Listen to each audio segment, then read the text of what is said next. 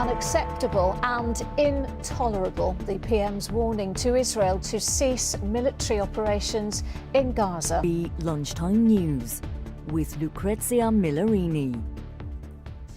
Good afternoon. Sir Keir Starmer has renewed calls on Israel to cease its latest offensive into Gaza following a further night of airstrikes. 60 more people were killed, according to Gaza's health ministry, in the strikes, which also hit a school. In a joint statement with the leaders of France and Canada, the PM has again condemned Israel's egregious actions while calling on Hamas to immediately release all hostages.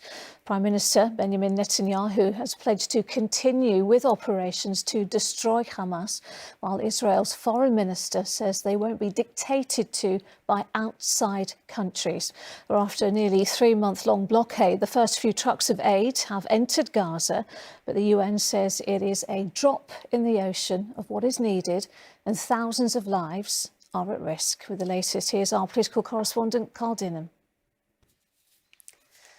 A people smuggler who ruthlessly and cynically exploited migrants as part of a £12 million illegal operation has been jailed for 25 years.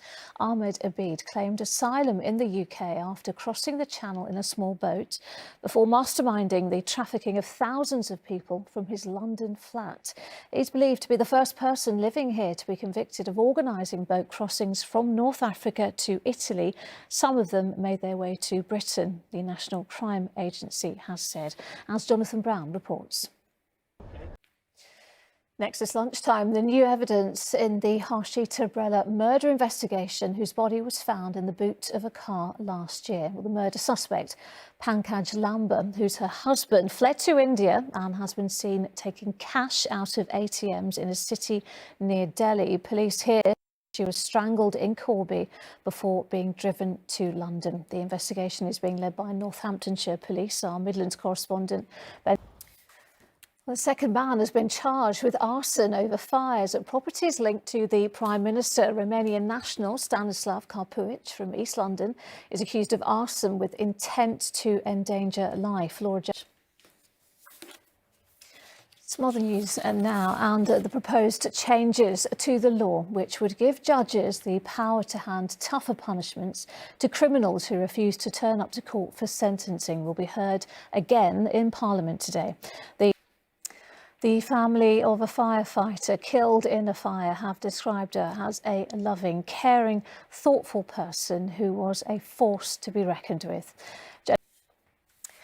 The King and Queen have begun the countdown to their historic state visit to Canada with a visit to Canada House in London. Next week, the King will be at the opening of the Canadian Parliament, which was elected in the main to oppose Donald Trump. Our royal editor, Chris Shipp, is at Canada House this lunchtime. Chris, a cementing of an important relationship with a key ally and, of course, a member of the Commonwealth. And finally, one marathon is tough enough, but imagine doing 91 in just 34 days. That's exactly what William Googe has achieved. The British runner broke the record for running across Australia. To cover the 2,360 miles, he had to run 2.5 marathons every day.